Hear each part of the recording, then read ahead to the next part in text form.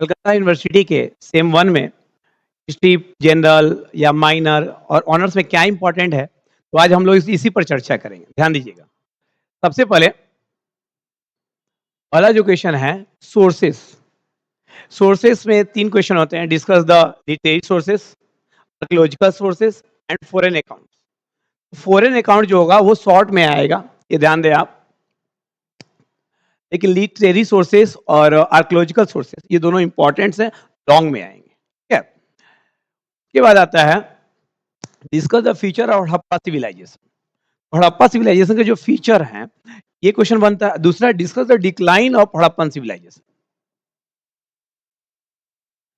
हड़प्पा आना कंफर्म है, अब हड़प्पा में क्या आएगा और हड़प्पा को इंडस वैली सिविलाइजेशन कहते हैं, ये क्लियर कीजिएगा।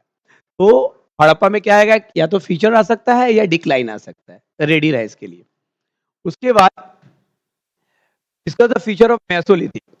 मेसोलिथिक कल्चर हो सकता है या न्यूलिथिक। इस बार तो हमें लगता है कि न्यूलिथिक ज्यादा इंपॉर्टेंट है मेसोलिथिक से। आप लोग दोनों पढ़ लीजिएगा, न्यूलिथिक भी और मेसोलिथिक भी, कोई एक आना ही है। उसके बाद relation between the Buddhism and Jainism.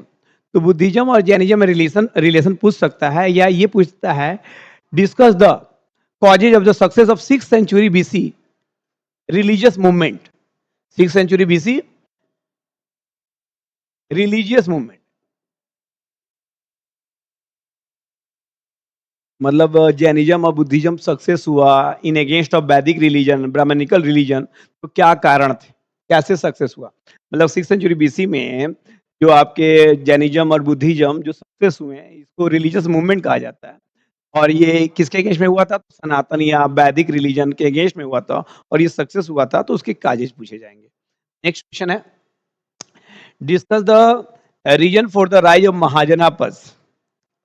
तो देखिए महाजनपद हो सकते हैं या मगधा, महाजनपद या मगधा, दो क्वेश्चन ध्यान रखिएगा, या तो महाजनपद पूछेगा या मगधा पूछेगा। मगधा के चांसेस मुझे ज्यादा लग रहा है, बाकी आप दोनों तैयार करिएगा कि मगधा क्यों सक्सेस हुआ, आखिर क्या क्या कारण, what were the causes behind the growth of Magadha empire.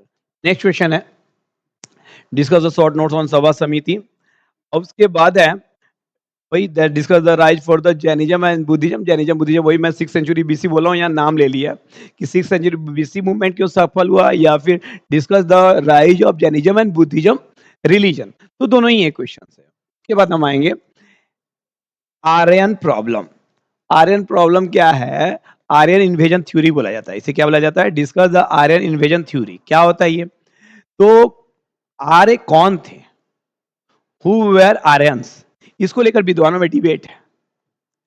कुछ लोग बोलते हैं कि ये फॉरेनर्स थे, कहीं यूरेशिया से आए, कुछ लोग बोलते हैं नहीं यार इंडिजिनस थे, यहीं के थे। देयर इज अ डिबेट, और यही डिबेट को बोला जाता है आर्यन इन्वेजन थ्योरी, AIT, या आर्यन प्रॉब्लम। तो ये आ सकता है। उसके बाद एक क्वेश्चन और जोड़ लीजिएगा, मगधा तो मैंने बता ही दिया आपको। एक क्वेश्चन अगर आप जोड़ना चाहें तो संगम लिटरेचर। संगम लिटरेचर भी आपका उतना ही इंपॉर्टेंट है, ये ध्यान दीजिएगा। संगम लिटरेचर से मतलब पूछेगा कि साउथ इंडिया को हमें जानने में संगम लिटरेचर कितना इंपॉर्टेंट रोल निभाता है। तो वही है discuss the role of Sangam literature to know about the early history of South India. तो यही इंपॉर्टेंट क्वेश्चन है, लॉन्ग में आप इसे आप पढ़ लें। Thank you.